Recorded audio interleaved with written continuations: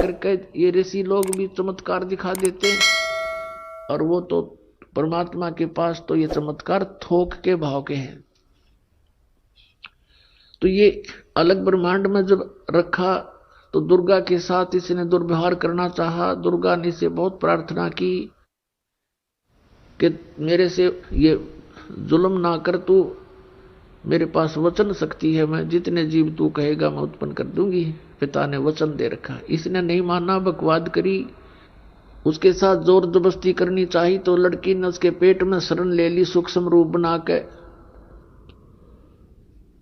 तब परमात्मा ने जोग जीत रूप में आके उस ब्रह्मांड में इसको कहा था कि आज से तुझे एक श्राप लग गया, 1,00,000 मानव शरीरधारी प्राणी जीव खावेगा, 1,25,000 उत्पन्न करेगा। और लड़की को उसके पेट से निकाल दिया, पेट चीर के हाथ से वचन से ऐसे नाखून मार दिया पेट पर, और वचन से वो बाहर आ गई। फिर एज इट इज वचन से अपने आप जख्म भर गया। तो परमात्मा की शक्ति पुण्यात्माओं पर बल है। हम आध्यात्मिक मार्ग से कोसों दूर हो गए, इसलिए हमने इन परमात्मा की लीलाओं पर अविश्वास शीघ्र हो जाता है। लेकिन अब अविश्वास ना करके विश्वास पूर्ण करो। तो वहां क्या कहा, तब इसको आदेश सुना दिया कि तू निकल जा अपने 21 ब्रह्मांड लेकर यहां से। आदेश सुन ले पिताजी का और निकल जा यहां से 21 ब्रह्मांड समेत।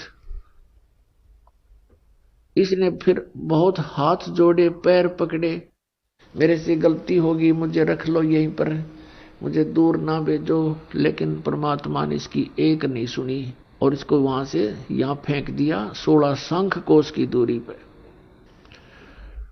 नील पद्म शंख 16 शंख कोश, एक कोश लगभग 3 किलोमीटर के आसपास होता है। इतनी दूरी पर आ गया ये सतलोक से इसका पूरा विमान 21 ब्रह्मांड का। तो इसने उसके बाद से परमात्मा से प्रतिशोध लेने के उद्देश्य से हमें या इतने दुख देता है कि एक पल भी चैन से ना टिक सके, सांस ना ले सके। अब देखते हो पुण्यात्मा, पशु पक्षी ये कितने कष्ट उठाते हैं। आप देखते हो मनुष्य जीवन में कोई सुखी है? इस झूठे सुख को सुख मान बैठे हैं हम, और परमात्मा हमें याद दिलाते हैं आकर के कि तुम काल के जाल में हो। आप जी को इसने मिसगाइड करके इतना ही सीमित कर दिया आपकी बुद्धि को, संतानों उत्पत्ति, कोठी कार लेना, सारा जीवन ये सोच करके बुढ़ापे में सुखी होऊंगा मैं, बुढ़ापे में मेरा जीवन ठीक कट जाएगा, बढ़िया कोठी बना दूं, बच्चों को सुखी कर दूं, गनाए धन बना दूं।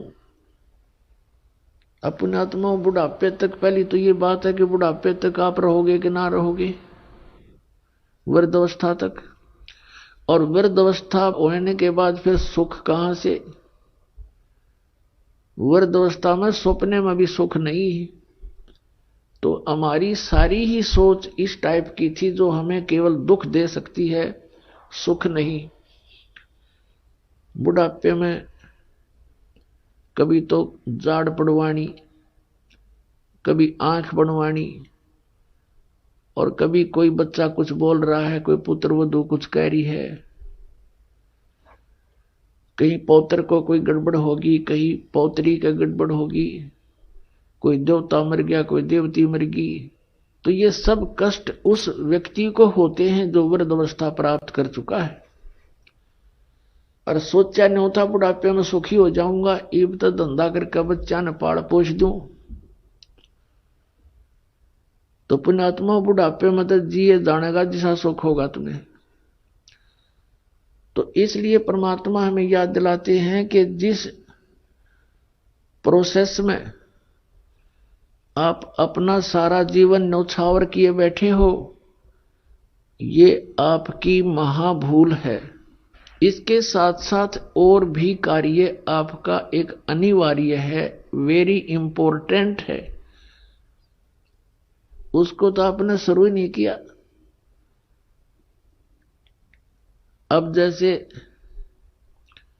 हम देखा करते थे, बुजुर्ग आपस में बैठ कर बतलाया करते थे। क्या कहते थे, और भाई कुशल हो? तो वो कहता था मौज हो रही है, कति ठाठ हो गए। 2 बेटे थे, 2 बेटी, सबका विवाह कर दिया। पुत्र पर भी पुत्र हो गया, पुत्रियों पर भी पुत्र हो गए, और बस मेरा तो जीवन सफल हो गया। अब बेशक ठा ले भगवान मने, मुझे बेशक उठा ले परमात्मा, मेरा काम पूरा हो गया। अब इस तत्व ज्ञान की रोशनी में पता चला कि खाक पूरा हो गया तेरा जीवन। जीवन कहां से सफल हुआ? जीवन तो बर्बाद हो गया आपका। और जो कुछ भी आपको प्राप्त हुआ ये तो पूर्व प्रारब्ध में आपका लिखा हुआ था। आपका किया हुआ नहीं, आपका चाहा हुआ नहीं। जैसे संतान होते ही एक ऐसी हमारी मन में काल ने ऐसी प्रेरणा कर रखी है कि हे भगवान, बच्चा हो और पुत्र हो, पहला पुत्र हो फिर पुत्री बेशक हो जा। ऐसी टेंडेंसी श्लोक वेद से हमारी बनी हुई है जो बिल्कुल व्यर्थ है। अब विवाह हुआ, प्रथम लड़की होगी, फिर सोचा ये भगवान दूसरा तो पुत्र होना चाहिए, दूसरी भी कन्या होगी। फिर कहा हे भगवान तीसरा तो पुत्र हो, तीसरी भी कन्या होगी। चौथी आशा पुत्र की थी, चौथी भी कन्या, पांचवी भी कन्या होगी। तो क्या आपका किया हुआ या आपका चाहा हुआ? नहीं, जो आपकी किस्मत में था वही आपको मिला। तो आप कहते हो कि मेरा जीवन सफल हो गया, ये तो आपका होना ही था। आपने जो इस जीवन में एक इंपॉर्टेंट कार्य और करना था, अनिवार्य कार्य करना था, वो तो तुमने स्टार्ट भी ना किया। इसकी याद दिलाने के लिए परमात्मा सतलोक से आते हैं। यहाँ के भगवान और यहाँ के ये संत हमें केवल इस माया में ही डबोते हैं, इसी में डालते हैं, हमारे को बाहर निकाल नहीं सकते क्योंकि इनकी पावर नहीं। वो तो स्वयं आते हैं या अपने ही संत बना करके यहाँ भेजते हैं, अपनी भक्ति शक्ति से चार्ज करके भेज देते हैं, और फिर वो संत ये काम किया करते हैं। नहीं, आम संत की कोई औकात नहीं जो काल के सामने इस प्रकार का कोई कदम उठा ले। अब क्या बताते हैं परमात्मा, हम सुल्तानी नानक तारे दादू को उपदेश दिया, जात जुलाहा भेद न पाया वो काशी माहे कबीर हुआ। गोता मारू स्वर्ग में जा बैठू पाताले, गरीबदास ढूंढता फिरूं अपने हीरे मोती लाले। परमात्मा कबीर साहब कहते हैं कि गोता मारूं स्वर्ग में और जा बैठूं पाताल, कह कबीर ढूंढता फिरूं अपने हीरे मोती लाल। अब जैसे आपको कल सत्संग के अंदर दिखाया था, रूबरू करा था उन पवित्र सदग्रंथ वेदों से, उसमें क्या लिखा कि परमात्मा ऊपर ध्युलोक यानी तेजो में शरीर में और तेजो में लोक में राजा के समान विराजमान है, और वहां से गति करके नीचे आता है और बहुत अत्यंत गतिशील पदार्थ के समान, जैसे आकाशीय बिजली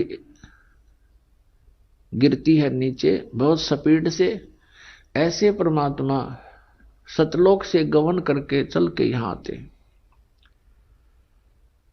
तो वो परमात्मा अच्छी आत्माओं को मिलते हैं, उनको उपदेश करते हैं, तत्व ज्ञान से परिचित कराते हैं, अपने से परिचित कराते हैं। तो उन महापुरुषों ने जो ज्ञान दिया वो परमात्मा से प्राप्त ज्ञान दिया। उनमें से अब्राहिम सुल्तान अधम भी एक महापुरुष हैं। अब्राहिम सुल्तान अधम ये कौन थे? एक बलख नाम का शहर है, बलख बुखारा, इराक के अंदर, और वहां का एक अब्राहिम सुल्तान अदम नाम का एक मुसलमान बादशाह था।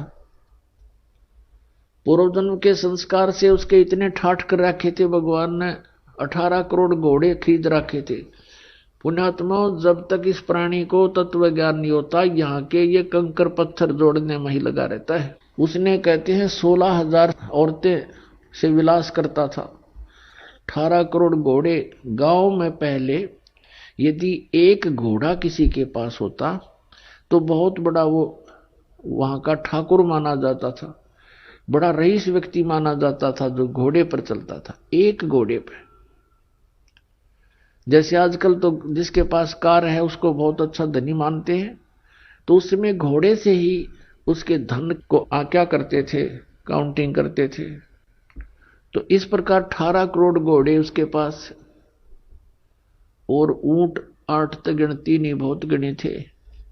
कहने का भाव यह है कि सर्वसंपन्न राजा था, लेकिन पिछले संस्कार भी साथ होते हैं। अब वो चाहे कितने ही सुख को प्राप्त है, लेकिन परमात्मा की चाह आत्मा को फिर भी बनी होती है।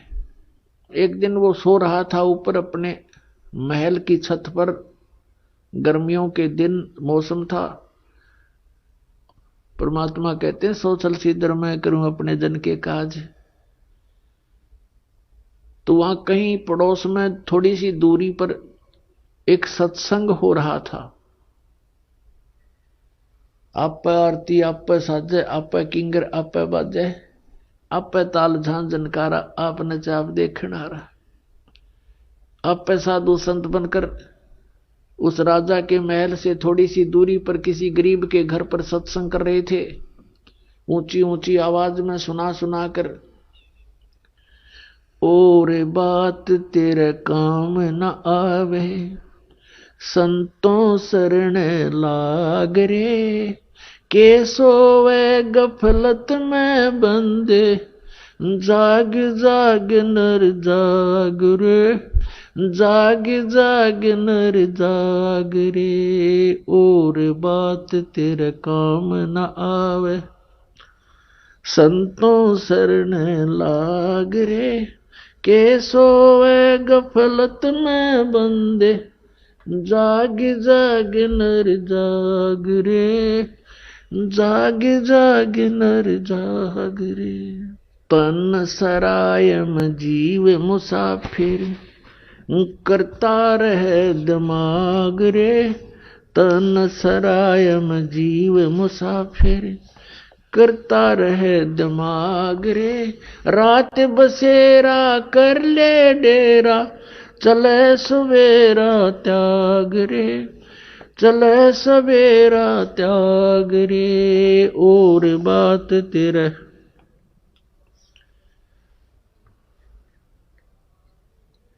के सोवे गफलत में बंदे, जाग जाग नर जाग रे, जाग जाग नर जाग रे। इस तन सरायम जीव मुसाफिर, करता रहे दिमाग रे। इस तन सरायम जीव मुसाफिर, करता रहे दिमाग रे। रात बसेरा कर ले डेरा, चले सवेरा त्याग रे, चले सवेरा त्याग रे। और बात तेरे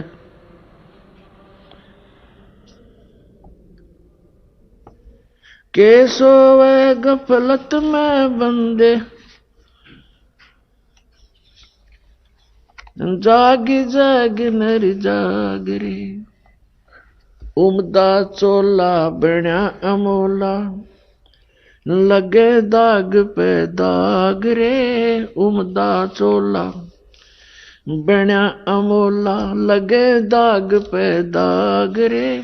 2 दिन की गुजरान जगत में, क्यों जले बिरानी आग रे, जले बिरानी आग रे। और बात तेरे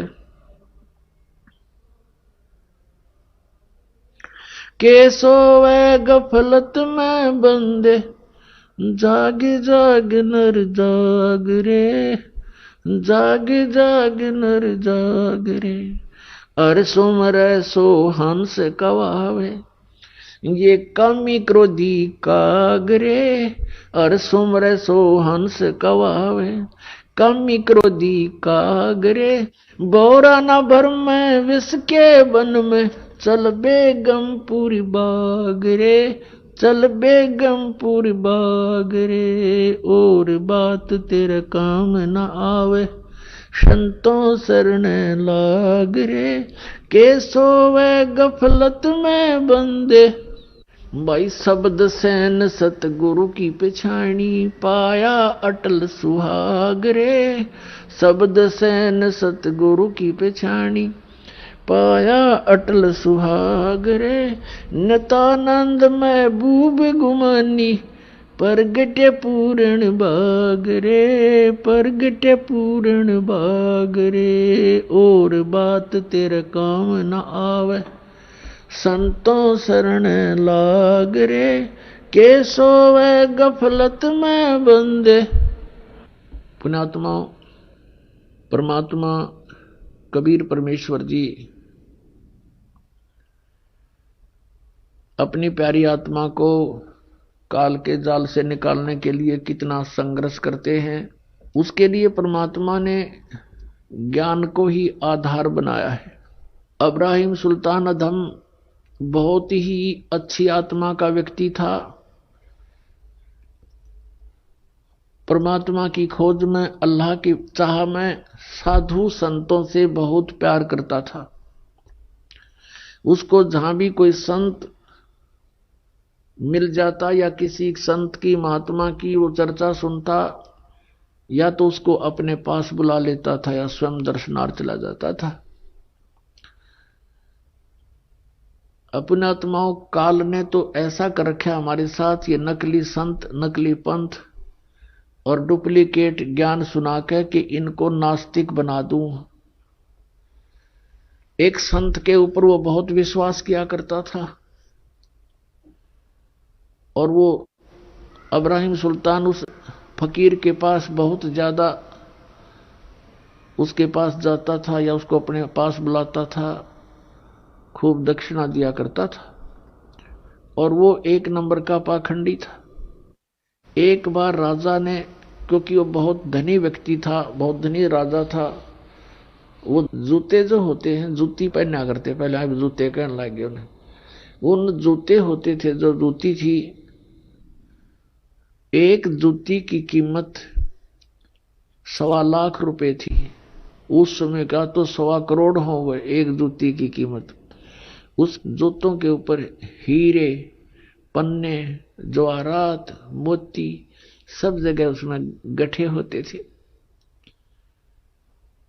एक उस राजा ने एक अंगूठी बनवाई जो बहुत कीमती थी, सोने की, उसके अंदर हीरे, मोती और ये इस तरह के कुछ नग लगवा रखे थे, बहुत ऊंची, अच्छी, चौड़ी। अब उस संत की वो बहुत आदर करता था, विश्वास किया करता था एक फकीर पर। वो डुप्लीकेट ठग था। उसने राजा की अंगूठी देखी, जूते तो मैं छुपा नहीं सकता, अंगूठी कैसे ले सकता हूं। उसने वैसी ही अंगूठी एक डुप्लीकेट बनवा ली, पीतल की, मिलती जुलती कति। और राजा से कहा कि राजा आज नौका विहार करते हैं, मेरे साथ चलो। राजा तुरंत तैयार हो गया फकीर का आदेश मानकर। नाविक नौका चला रहा है, राजा और फकीर उसके ऊपर कुर्सी पर बैठे हैं। अब फकीर ने कहा कि राजन, ये अंगूठी कैसी बनवा ली, कैसी है, दिखाना मुझे। अंगूठी कब बनवाई? कि जी अभी बनवाई है, कुछ दिन हो गए, कई बार पहन ली, आपके ध्यान नहीं गया, देखो देखो निकाल कर। राजा ने कहा देखो, देख लो, देखो ऐसी है। अब वो तो डुप्लीकेट था, उसने लेकर ऐसे और कहा, उसने क्या कहा कि हम फकीरों के क्या काम ये अंगूठी। अब वो ओरिजिनल पर देखता रहा और कहा देखो राजा, ये इधर क्यों जा रहा नाविक तू? तो राजा का ध्यान उधर हुआ, वह डुप्लीकेट निकाल ली, वह डाल ली, हाथ में ले ली और कहा राजन, अंगूठी तो बहुत अच्छी है पर साधु संतों के क्या काम की, जल में फेंक दी। अब राजा ने सोचा भाई बड़ा त्यागी विरागी महात्मा, इसको तो संसारिक धन से भी कोई लगाव नहीं है, और ज्यादा आस्था होगी इसमें। फिर खूब वो दान दे। राजा रोके नहीं, हमें क्या जरूरत है, हमें क्या जरूरत है, कोई नहीं, दे दे, हम लगा देंगे, इधर भंडारा कर देंगे। अब नाट्य भी ले। भोली आत्मा जो होती है वो श्रद्धालु, वो केवल अपने स्वभाव का ही प्रयोग करते हैं, सामने वाले की बकवादों पर ध्यान नहीं देते हैं। इसका दुरुपयोग किया इन लोगों ने, नकलियों ने। तो कुछ दिनों के बाद क्या हुआ, फकीर के और चेले की आपस में बिगड़ गई। जिसने अंगूठी बनवाई थी नकली, उनकी आपस में कहा सुनी होगी, बात बहुत बढ़ गई। और चेला उससे अक्षुब्ध होकर के उसने मंत्री से संपर्क किया, राजा के मंत्री से, कि ऐसे ऐसे इसने राजा के साथ धोखा किया है, ये धोखेबाज ठग व्यक्ति है। वो अंगूठी जो इसने जल में फेंकी थी वो डुप्लीकेट थी, मैंने इसको बनवा कर दी थी, इसने मेरे से बनवाई थी। ये बात फकीर ने राजा के सामने डरते डरते कही कि कहीं राजा नाराज ना हो जा के साधु संतों के बारे में ऐसे नहीं बोलना चाहिए। राजा इतना विश्वास करता था कि पूछा, वजीर तेरे को किसने बताया है? वो चेला बुलाया कि इस चेले ने बताई है।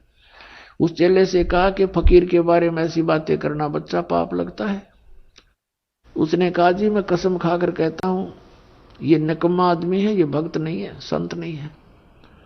राजा बड़ा विश्वासी था। उसने कहा कि देख ले भाई चेला राम, जया बात झूठी पागी तो तेरी गर्दन काट दूंगा।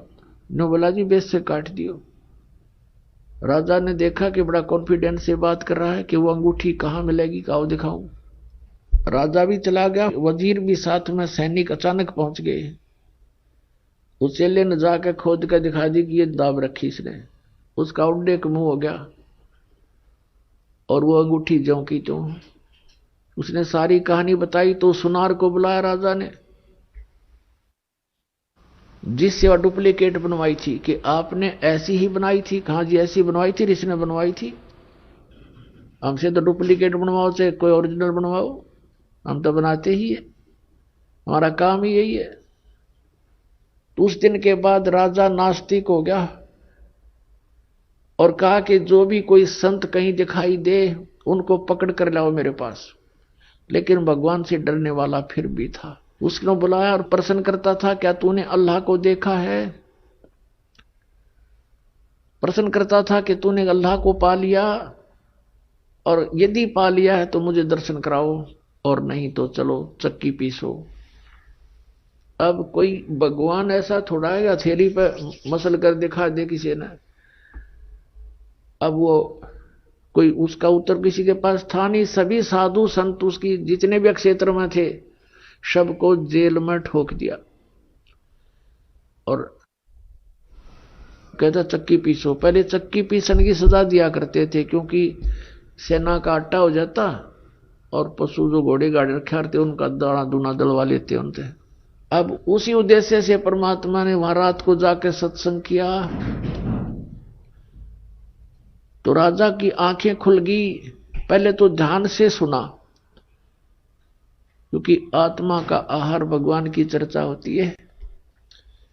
आत्मा कसक होगी परमात्मा की वाणी से कि भगवान तो पाना ही चाहिए, इसके बिना तो गुजारा कति नहीं। और बात तेरा काम नहीं आवे, संतों शरण लाग रे, केस हुआ गफलत में बंदे जाग जाग नर जाग रे।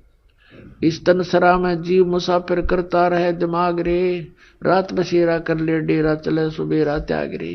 उमदा चोला बना अनमोला लगे दाग पे दाग रे, 2 दिन की गुजरान जगत में क्यों जले बिरानी आग रे।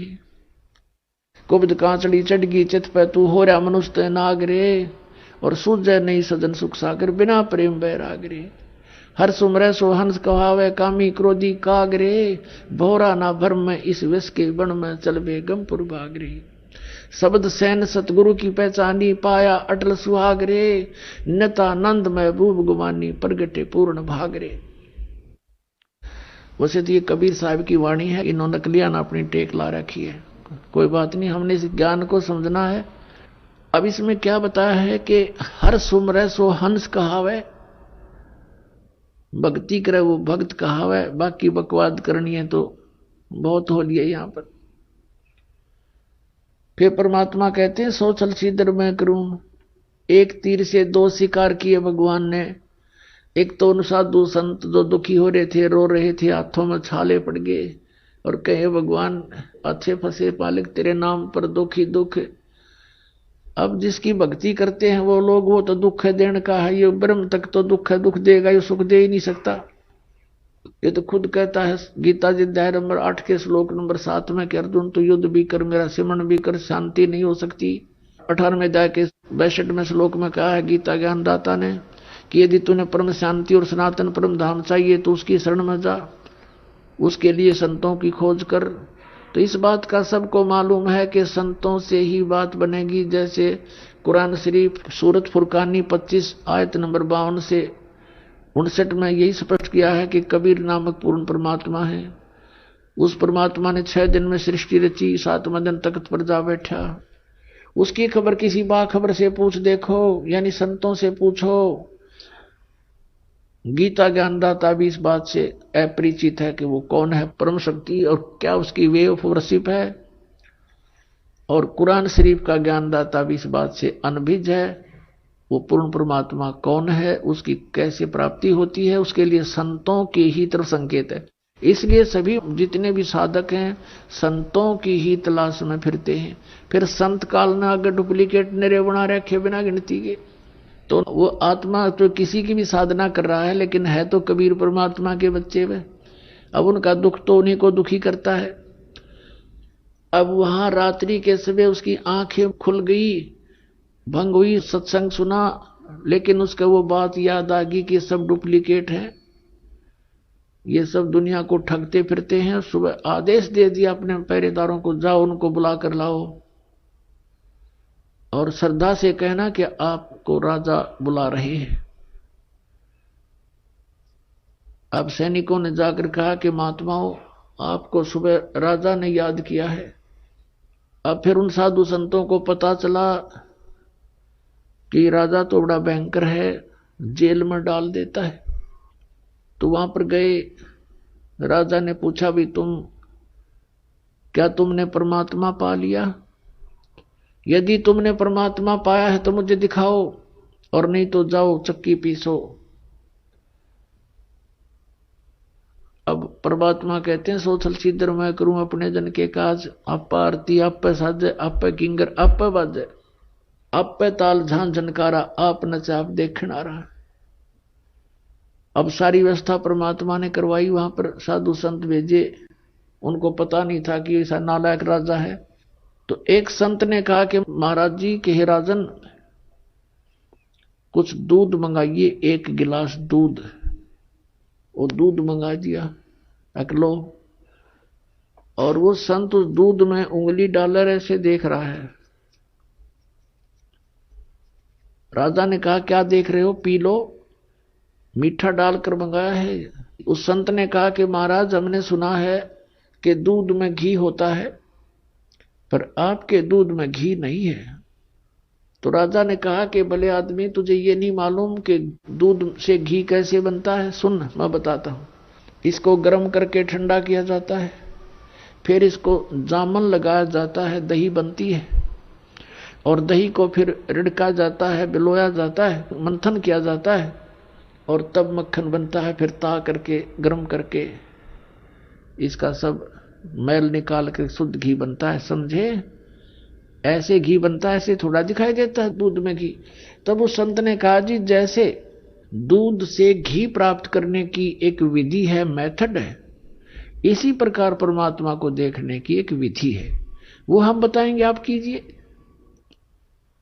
राजा कहने लगा ज्यादा बात मत बनाओ, इस तरह की विधि बताने वाले मुझे बहुत मिल लिए, जाओ जेल में। अब वो सुनने को तैयार नहीं, वो भी ठोक दिए जेल में। अब परमात्मा कहते हैं अब काल ने तो हमें नास्तिक बनाना था, बना दिया। अब और क्या ज्ञान दे उसको इससे आगे के भी जैसे दूध से घी निकालने की विधि है, ऐसे ही परमात्मा पाने का एक मेथड है, आप ऐसे कीजिए। नहीं मान्या तो फिर कौन सी विधि अपनाई परमात्मा ने? हम कारवान हो आए, मैलों पे ऊंट बताए। परमात्मा कहते हैं हम एक ऊंटों वाले कारवान बन के आगे, जैसे राजस्थान रेगिस्तान के अंदर ये ऊंट पालते हैं लोग, तो उस तरह का एक रूप बना दिया भगवान ने। उस तरह का रूप बना करके एक जैसे ऊंटों वाले होते हैं, और छत पर रात्रि के समय छत पर चढ़ गए ऊपर। अच्छा बड़ा, जैसे राजस्थान से आते हैं व्यक्ति, ऐसे बड़ा तो इतना बड़ा तो उसका साफा, अच्छी नीचे नोक वाली जूतियां, ऐसे लांडी सी धोती, ऐसा ही वेशभूषा जैसे राजस्थान के लोग पहना करते थे पहले। और ऊपर छत पर जाकर लठ लेकर ऊपर सतलोक से चलकर आए परमात्मा, छत पर उतर गए और वहां छत पर लाठी की खोद मारे, खुड़का करें। तो राजा की आंखें खुली और नौकरों से कहा कि कौन कमबख्त है ऊपर, मेरी नींद खराब कर दी, लिया उसको पकड़ कर नीचे। अब नीचे ले आए पकड़ के। राजा ने पूछा भी कौन है तू? अब परमात्मा ने कहा भी मैं ऊंट वाला हूं, ऊंट रखे थे मैंने, बहुत घने ऊंट है मेरे पास, और उनमें से मेरा एक ऊंट गुम हो गया, उसको खोज रहा हूं। मैंने सोचा तेरी छात पर चढ़ गया हो कदे मेरा ऊंट, इसलिए ऊपर ऊंट ढूंढ रहा हूं, खोज रहा हूं। अब राजा पहले तो हंसा कि अच्छा बोला आदमी होता है। कहने लगा देखो बोले आदमी, ये ऊंट छत पर कहां से आ सकता है, कहीं जंगल में खोजो उसको जा करके, आप गलत स्थान पर आ गए हो। तो परमात्मा ने क्या कहा कि जिस प्रकार ऊंट छत पर नहीं मिल सकता, क्वाइट इम्पॉसिबल, ठीक इसी प्रकार जो प्रोसीजर तने अपना लिया संतों को जेल में डालकर परमात्मा पाना चाहता है, ये ऐसा ही समझ ले जैसा छत पर ऊंट नहीं चढ़ सकता, नहीं मिल सकता, तो इस प्रकार भगत तुझे भी भगवान नहीं मिल सकता। न्यू कह के अंतर ध्यान हो गए, सामने से दिखाई नहीं दिए तो एकदम चक्कर आ गया उस राजा ने और बेहोश हो गया। अब नौकरों ने बताया रानियों को, उसकी दशा देखकर रानियों ने बुलाई झाड़ फूक करने वाले जंतर मंतर मौलवी ने एक तबीज बांध दिया इस हाथ पे और कहा अब कुछ नहीं होगा, इसको कोई भूत प्रेत का साया दिख गया होगा। राजा ठीक हो गया। उधर से वो परमात्मा कहां पहुंचे, जहां पर वो संत कैद कर रखे थे जेल में, और जाकर कहा सिपाहियों से कि भाई सिपाहियों, तुम्हारे राजा ने मुझे भी यहां भेज दिया, मुझे भी कैद कर लो। अब सिपाही बोले बड़ा भगत आदमी थापा आ गया, महात्मा दिखा ही था, मैं जरूर भेजा होगा महात्मा का, खोजते फिरे थे वैसे पाई। अच्छा हो गया हमने खोजना ना पड़ा, और पकड़ के अंदर कर दिया परमात्मा जेल में, चल बहुत अच्छा हो गया, तो गीता आ गया यहां से हमने मरवा होगा। तो अंदर जाकर के परमात्मा ने देखा कि वो सारे चक्की पीस रहे बेचारे, रो रहे, चक्की पीस रहे, रो रहे, ना पीसे तो डंडे मारे। परमात्मा बोले भाई डट जाओ, चक्की पीसनी हो, रुको अब बंद करो थोड़ी देर इसने। अब वो देखें सिपाही भी खड़े कि भाई क्या कह रहा है। कहने लगा भाई सिपाहियों एक काम करवा लो हमारे पे, चाहे तो चक्की पिसवा लो और चाहे इसमें तुम ये दाने डलवा लो, एक काम तुम करो एक काम करेंगे, दोनों नहीं होंगे हमारे से। अब सैनिकों ने सोचा कि यो अच्छा उग्रवादी आ गया भाई, क्रांतिकारी, इसने सारे बिगाड़ेगा। तो सिपाही कहने लगे ऐसे करो तुम चक्की पीसो, हम कनक डालेंगे, इसमें दाने डालेंगे, चने गेहूं। परमात्मा बोले भाई ठीक है, पोजीशन पकड़ो, हो जाओ खड़े एक एक चाकी के पास। वो हो गए सिपाही, देखेंगे अब यू क्या करेंगे, लाइन की रेल बनावाएंगे। अब तो हम थोड़ा बहुत समय दे देते थे, अब इनको खूब खींच कर लेंगे। उन दृष्टिकोण से वो खड़े हो गए, एक जना 6 जगह 6 चाकियों में डाल सके कणक, फटाफट फटाफट जोड़े भर लिए उन्हें। परमात्मा बोला भाई तुम खड़े हो जाओ, सारे कैदी संत वो खड़े हो गए और एक चक्की का सोटा ला दिया परमात्मा ने। सारी 360 चक्की खकाट उठी नो, आप चले। अब परमात्मा बोले ले भाई तुम डालने जाइयो और पीछे जाइयो। बंदी छोड़ कबीर साहेब की जय हो।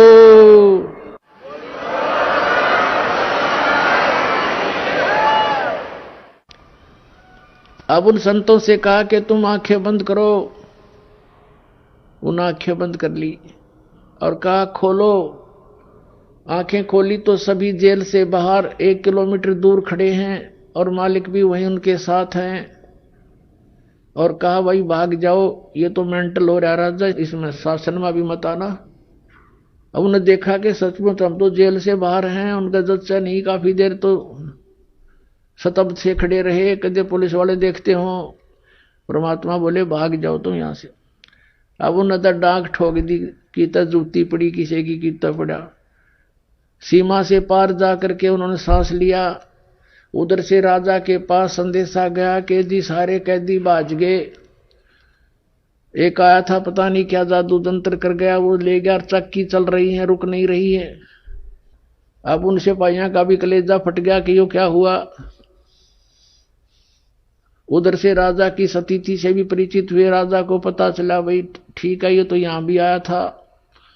राजा ने जाकर देखा, सब मंत्री गए, सैनिक आए, सारी चक्की अपने आप चले। जब सब ने देख लिया, कदे वो तो इसलिए किया था परमात्मा ने कि कहीं फिर इन सिपाहियों के गल पड़ जाए राजा, वो भी तो बेचारे दुखी हो जाएंगे। तो जब देखा वो चक्की चलने, कति डटे नहीं डटे। तब राजा ने कहा भाई ये तो मेरे पास भी आया था, वही यहां आ गया और सबको ले गया, सबको ले गया। फिर वो चक्की बंद होगी। अपने आत्माओं, कुछ दिन के बाद परमात्मा ने क्या किया, एक मुसाफिर रूप बनाकर, यात्री रूप बना करके, पहले पैदल चला करते थे, अपना रास्ते के कपड़े वपड़े साथ रखते थे और रास्ते में जाकर के धर्मशालाओं में सराय बोला करते थे, उनको सराय धर्मशाला, उसमें रात्रि व्यतीत करके सुबह चल पड़ते थे। एक मुसाफिर रूप बनाकर, एक यात्री रूप बनाकर काख में एक छोटी सी पोटली ले रखी थी कपड़े की, और ऐसे मैले कुचले से कपड़े जैसे आम ग्रामीण रहा करते थे। और राजा के रेजिडेंस में पहुंच गए शाम के समय। राजा के रेजिडेंस में सीधा जा खड़ा और जहां राजा बैठा था इब्राहिम सुल्तान अधम, और उसे कहने लगा रहे भाई सराय वाले, एक कमरा किराए पर दे दे, रात न रुकूंगा। राजा उसके मुंह की तरफ देखा, यू कीता गया मेंटल यहां पे। राजा देखता है कि कौन है तू, कहां से आया? कि भाई मैं उस गांव से आया हूं और मैंने आगे जाना है, मैंने रात काटनी है, कमरा बता और उसका किराया बता दे, मैं यहां रुकूंगा। तो राजा हंसा, कहने लगा रे बोले आदमी, तुझे ये सराय दिखाई देती है? ये राजा का महल है, मैं राजा हूं, इब्राहिम सुल्तान नाम है मेरा। बोले आदमी तू कहां आ गया यहां पर? तब परमात्मा ने कहा कि आपसे पहले इस महल में कौन था, कि मेरे पूर्वज थे, मेरे माता पिता। उससे पहले कौन थे, हमारे दादाजी। उससे पहले दादाजी के पिताजी। उससे पहले कौन थे, कि उनके मेरे चौथे दादाजी। वो कहां गए भाई सब, कि वो तो अल्लाह खुदा को प्यारे हुए। तो बेटा तू कितने दिन रहेगा इसमें? ये सराय नहीं तो तू महल बांधता है इसको। अब यूं कहते ही अंतर्ध्यान हो गए।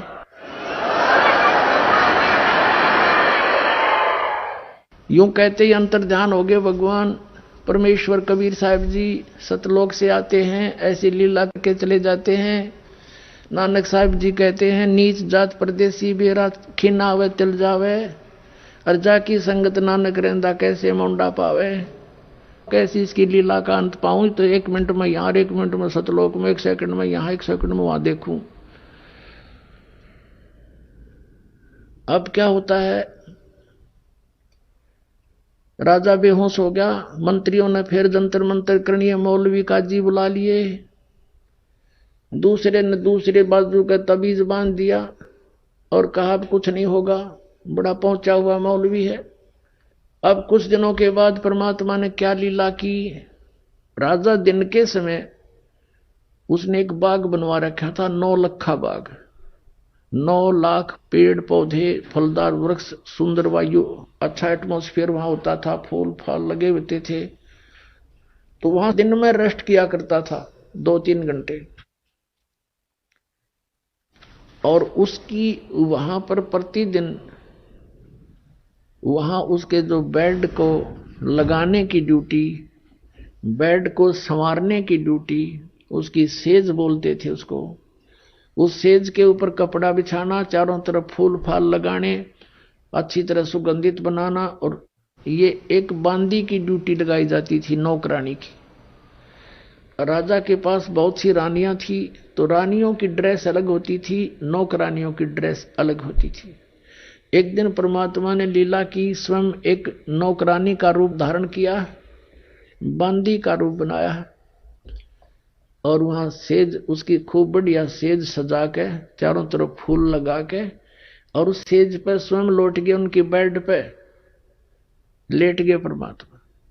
राजा गया विश्राम के लिए, वहां देखा कि तेरी सेज पे और बांदी सो रही है, एक नौकरानी। इसकी इतनी हिम्मत बढ़ गई है, इसका कोई इसको डर नहीं रहा। कोड़े होते थे, हंटर कोड़े होते थे, जैसे घोड़े का मार दे अच्छा तगड़ा व्यक्ति तो घोड़ा बैठ जा, इतना जबरदस्त मार होती थी कोड़े की। तो कोड़ा उठा करके राजा ने सोए हुए परमात्मा नौकरानी रूप में उसके कमर पर 3 कोरडे मारे न, बहुत जोर जोर से। परमात्मा एकदम उठे, पहले तो थोड़ा सा रोने की लीला की, और फिर हंसते हंसते लोटपोट हो गए, हंसे हंसे हंस बड़ा जोर जोर से बैठ गए। तो राजा ने सोचा भाई ये कोड़े लागे पाछा हंसन की तो गुंजाइश रहे को नहीं। फिर भी उसने उसकी बाजू पकड़ ली बांदी की, न बोला बांदी तू हंस कैसे रही है, किस लिए हंस रही है तू? कि इसलिए हंस रही हूं कि इस गंदी सेज पर मैं एक घड़ी लेटी थी, ये इतनी निकम्मी इतनी पापग्रस्त है कि मुझे इसकी 3 कोरडे सजा मिल गई। मैं न्यू हंस रही हूं, बेटा तेरे साथ के बनेगा तो रोज सोवा इस पर।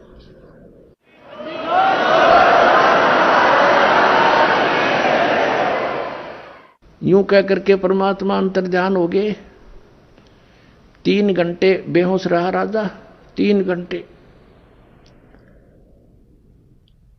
फिर वहां से ले उठा करके उसको होश में आया, और मौलवी बुलाया, उसने गले में बांध दी इसका तबीज।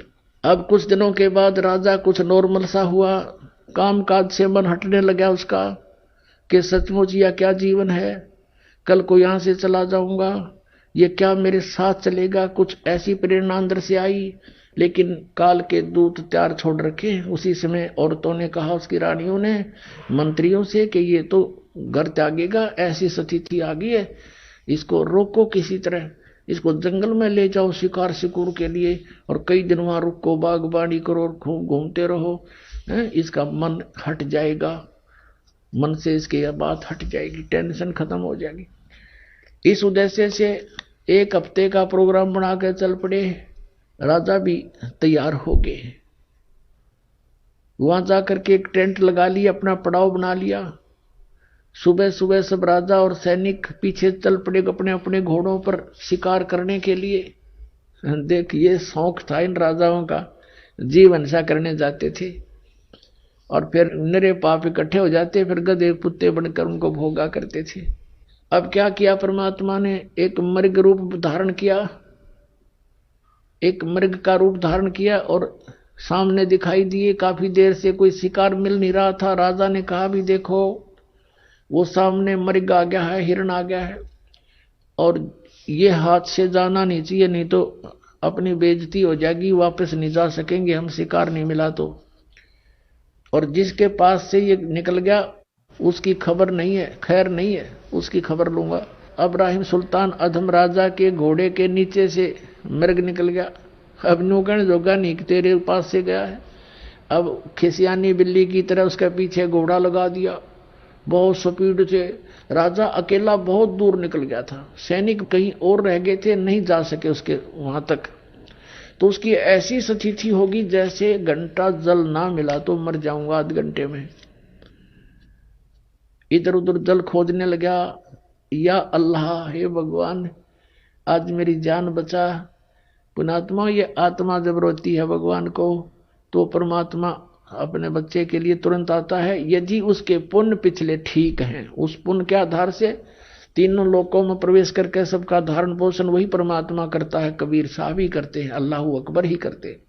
अब क्या रचना रची परमात्मा ने, थोड़ी सी दूरी पर एक सुंदर बगीची, उसमें फलदार वृक्ष, बहुत सुंदर फल से लदपद वृक्ष, और एक तालाब छोटा सा बनाया, एक कुआं बनाया, और एक झोपड़ी, एक हट बनाई अपनी शक्ति से, और 3 कुत्ते लेकर, 3 कुत्ते सुंदर वाले बढ़िया बढ़िया से बेलों से बांध रखे तीनों कुत्ते, और एक साधु रूप बनाकर परमात्मा बैठ गए, जैसे कोई फकीर रहा करते हैं सात जंगलों में। अब राजा ने देखा कि वो बगीचा भी है, फल भी लगे हैं, तालाब भी है, घोड़े को जल पिलाया, फिर स्वयं जलपान किया, फिर फल आहार किया। जब इस व्यक्ति को सुख हो जाता है तो भगवान बोलता है, पेट भर गया, प्यास बुझ गई, तो देखा सामने एक महात्मा बैठा है और 3 सुंदर कुत्ते ले रखे इसने। राजा ने उस फकीर के पास जाकर प्रणाम किया और कहा, महात्मा जी इन कुत्तों का तू क्या करेगा? तीनों का एक रख ले, 2 मुझे दे दे। अब परमात्मा बोले, भाई ये कुत्ते ऐसे देने के नहीं, ये वीआईपी कुत्ते हैं भाई, ये वीआईपी डॉग हैं। बताऊं कैसे वीआईपी हैं? ये 1 नंबर का है ना, ये तो बुलक बुखारी शहर का जो राजा है ना, उसका पिताजी है, और ये उसका दादाजी, और ये उसका परदादाजी। ये उल्लू के पट्टे राज करा करते, मैंने समझाया करता रहा भक्ति कर लो, ये 2 दिन के राजपाट हैं, फिर कुत्ते गधे बनकर धक्के खाते फिरोगे। और अब देखो इनके सामने एक काजू किशमिश के हलवा बना के और इतनी दूरी पर रख रखा, वो खाने की चेष्टा कर रहे हैं, उन तक मुंह नहीं जाता, और परमात्मा उनके सोटे लगा रहे हैं, अब खुआऊंगा तुम्हें काजू किशमिश के हलवे, और वो चिल्ला रहे हैं। अब उसका कलेजा फिट गया, हिल गया उसका कलेजा, अब वो शतब्द हो गया। इब्राहिम सुल्तान अधम एकदम सुन्न हो गया माइंड उसका कि यो सचमुच साधु संत झूठ नहीं बोला करते, और कहने लगा, और सुन ले भाई घोड़े वाले, या खाली बेल रखी है ना, खाली बेल कुत्ते बांधने की, ये इसलिए खाली रखी है। अब वो बैठा है ना गद्दी पर, वो इब्राहिम, वो भी कुत्ता बनेगा, उसको इससे बांधूंगा, यही रोकूंगा उसको।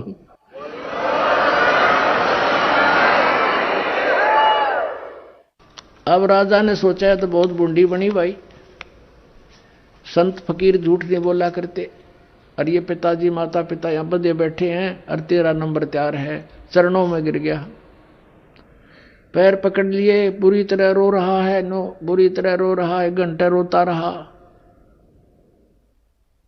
और आंखें जब खुली 1 घंटे के बाद उसने देखना चाहा तो क्या देखता है, वहां ना साधु है, ना कोई बाग बगीचा, कोई तालाब है, ना कोई झोंपड़ी, ना कुत्ता है, अकेला पड़ा जंगल में रो रहा है।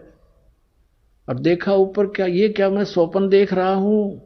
स्वप्न कैसे देखे, क्योंकि वहां घोड़े के पैर अभी तक गिल्ले हैं, पेट भरा हुआ है, स्वप्न भी नहीं हो सकता।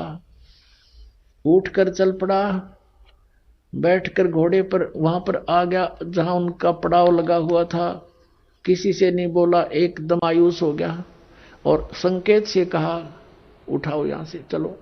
सबने 10 मिनट के अंदर अपना पैकिंग कर ली, चल पड़े, पीछे पीछे वापस आ गया।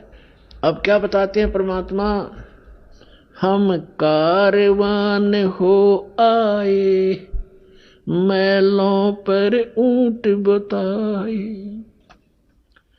बोले बादशाह सुल्ताना, तुम रहते कहाँ दीवाना, दूजा का सिद्ध गवन किया रे, डेरा महल सराय लिया रे। जब हम महल सराह बताई, सुल्तानी को चावर आई, अरे तेरे बाप दादा पड़ पीडी, ये बसे सरा में गीदी, ऐसे ही तू चल जाई, यूं हम महल सराय बताई। अरे कोई कासिद को गे लाओ, इस पंडित खाने जाओ। उठे पादशाह सुल्तान, वहाँ कासिद गे बिछपान। तिज बांधी हो सेज बिछाई, तन तीन कोरडे खाई। तब आया अनहद हासा, सुल्तानी गहे खवासा। मैं एक घड़ी से जा सोई, तात मेरा यू हवाल होई। जो सोवे दिवस और राता, उनका के हाल विधाता। अब क्या बता रहे परमात्मा, हम कारवान हो आए, मैला पे ऊंट बताए। हम परमात्मा खुद कहते हैं हम सतलोक से अमरलोक से सतगुरु आए, रूप धरा कारवाना, और ढूंढत ऊंट मैल पर डोले, और बुझे सा बयाना। अब कहते हैं सोचल सीधर मैं करूं। पुण्यात्माओं, एक पुण्यात्मा के लिए जैसे वेद बताते हैं कि वो परमेश्वर अपने ऊपर रहता है, वहां से गति करके आता है। अच्छी आत्माओं को, दृढ़ भक्तों को उनको मिलता है, उनको उपदेश देता है, ज्ञान देता है। वो परमात्मा कबीर जी है, और किस प्रकार वो भटक रहे हैं अपनी आत्माओं के लिए।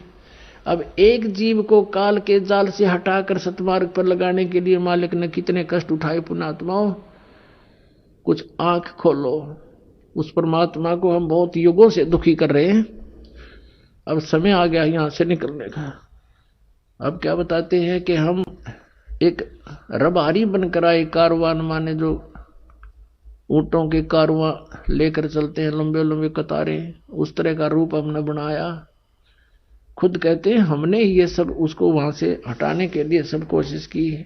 फिर क्या बताते हैं कि तीजे बांधी हो सेज बिछाई, और तन तीन कोरडे खाई।